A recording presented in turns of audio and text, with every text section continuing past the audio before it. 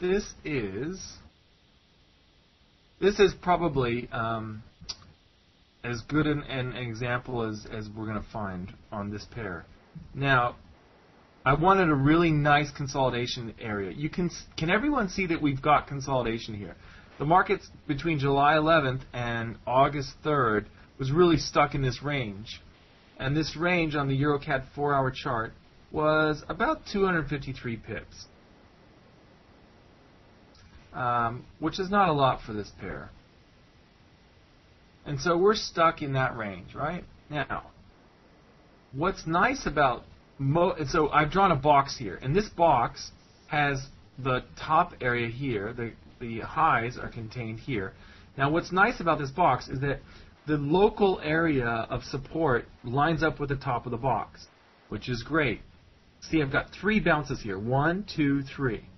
Then the bottom area of the box lines up with all of these touches here. There's one there, and then 2 or 3 actually, maybe even 4 right there.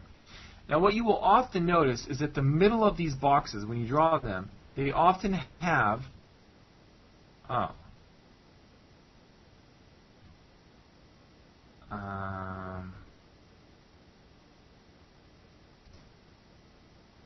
I'm just changing the color here, guys. There, you should still see my chart. That might have looked a little bit weird.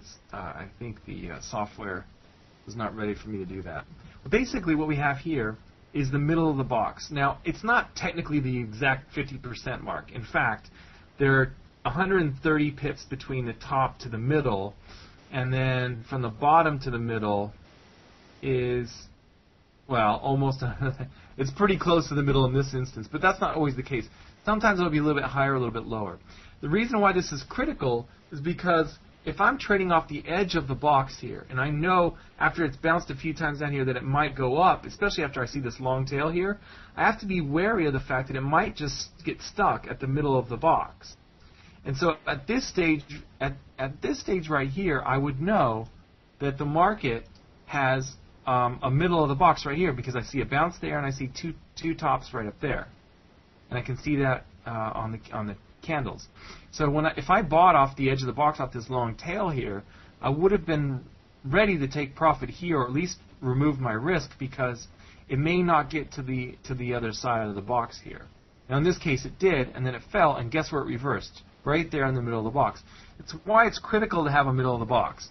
Now a typical, like a normal sort of breakout trader might say, in this case, okay, it's out of the box, I'm going to go long somewhere in one of these 3 candles.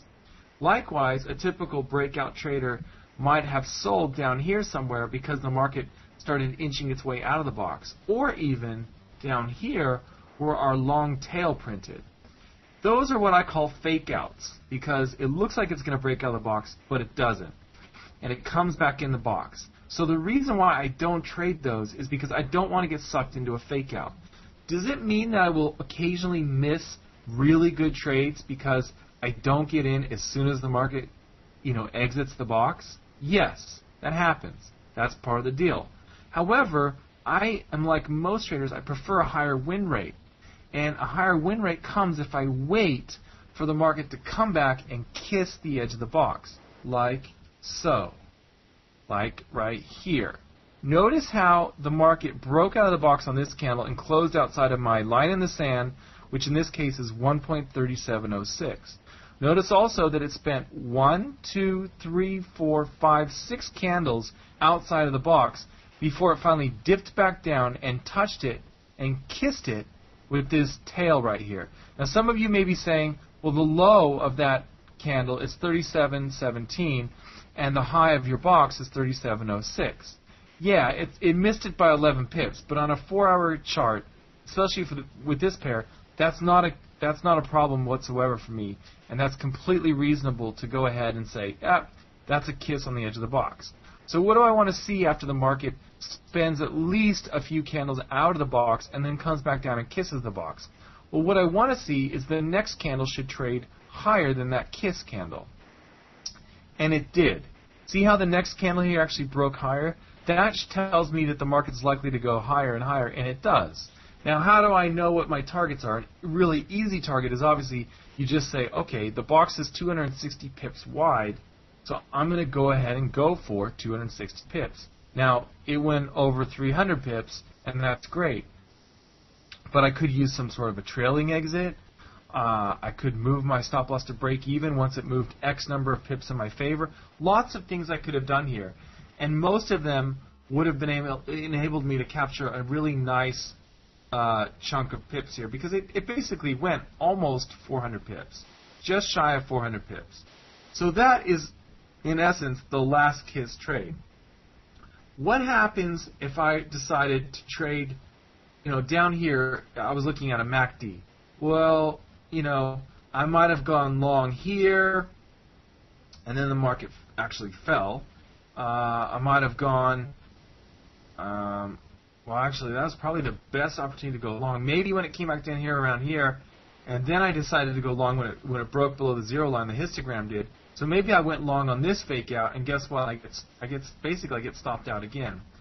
And then finally it comes down here, and then it starts going up again. Then maybe the MACD does sort of coordinate with my last kiss setup. But the basic idea here is that when the market's doing these chops and chopping around and respecting edges, especially these horizontal levels, we'll often see those oscillating type indicators work quite well, but the trending type indicators like the MACD will not.